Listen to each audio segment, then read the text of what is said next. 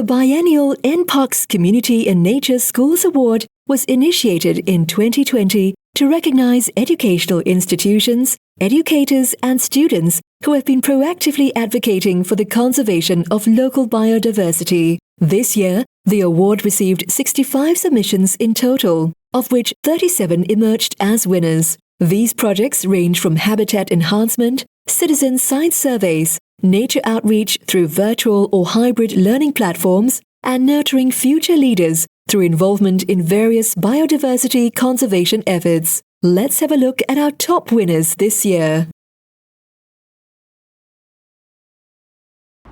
The butterfly project began because the children were interested in a lime plant. They realized that there were many different tiny holes in the leaves, and that's when they realized that there were caterpillars growing in the lime plant. So we decided to start on our butterfly project. Young children are also concrete learners. They are interested in what they can see, especially the birds, the butterflies and the snails in the garden, while the older ones are curious about how things work, which is one reason why we have different projects about nature throughout the year. I saw squirrels, frogs and pond skaters in the book. I like the pond skaters best because they are very cute and I like to skate. Gardens at Westwood was conceptualized with the dual purpose of providing a conducive learning environment where our pupils can learn about the flora, fauna and sustainability while experiencing the calming effects that comes with gardening or simply relaxing themselves in the garden. As our plants continue to thrive in our gardens, we started to observe more fauna in the school. And we realized that not everyone got the opportunity to observe them. So we decided to archive the photographs and videos on a central Google site. And teachers and students were amazed at the rich biodiversity and started to incorporate them into garden trails, not just for science, but also for English, social studies, and also mother tongue. We would like our students to appreciate biodiversity and be custodians of nature. My favorite plant is the blood flower, as it attracts the plain tiger butterflies and caterpillars. What inspired Kranji Secondary was our conviction to promote sustainable living, and through which we look into projects which helps create greater awareness in the biodiversity in Singapore. One of the greatest challenges that we faced with the Kranji Marsh Trail was when COVID hit, we have to pivot it into a virtual trail. The teachers then had to introduce ICT segments for each learning station, and at the same time to pivot the entire trail onto a 360-degree platform. Other learning opportunities includes our students organizing conferences for secondary school students and the incorporation into teaching and learning, for example, art and science lessons. The students also work on hands-on projects like the Bee Hotel you see behind me.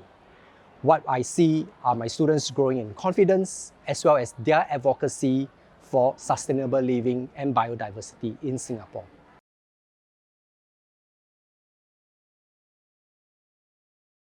Integrating environmental education into the curriculum signals to both Woodgrovians and our parents the gravity of the issue of climate change. When we do this, Woodgrovians are given the opportunity to creatively think of solutions to mitigate and adapt to its effects. Another challenge that we faced was the rebuilding of green spaces in our school. Last year, we actually rebuilt the Woodgrove Terrace as well as a nursery so that these spaces can be used by the teachers and our students during lessons. These green spaces prepare our students to be eco-stewards of tomorrow. In art, we researched about the ocean habitat and also discovered that changes in temperature of the water due to climate change will also affect the survival of marine animals. Hence, our diorama serves to remind us and others to be mindful of our actions on the environment. I have learned about the do's and don'ts during an encounter with a snake. We should remain calm and not make any sudden movements. I really liked the part when the miners all came in crowding to eat the food at the hawker center, and the way my friend Nicole acted her part was very good, especially her facial expression. One message I would like to share is that even as students, we all can do our part in conserving the human-wildlife coexistence. Through this drama, the students are now the ambassadors in the school, spreading the message on the importance of coexistence between humans and wildlife. My favorite native plant in our nursery would be the Sephora tomentosa.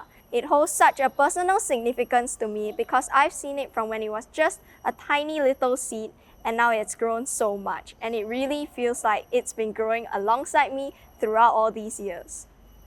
My key takeaway from the entire experience was that when you teach someone, they're not the only ones who learn through the process, and that your learning never really stops, regardless of your role. There's this quote that my teacher told me that I thought was really meaningful. You cannot protect what you do not love, and you cannot love what you do not know. Therefore, I feel that students should learn about the fauna and flora here in Singapore. I would like to encourage the teachers to catch on the momentum of the SG Green Plan and the MOE Eco Stewardship Program to find ways to incorporate nature education into the curriculum. Congratulations to all the Community in Nature Schools Award 2022 winners.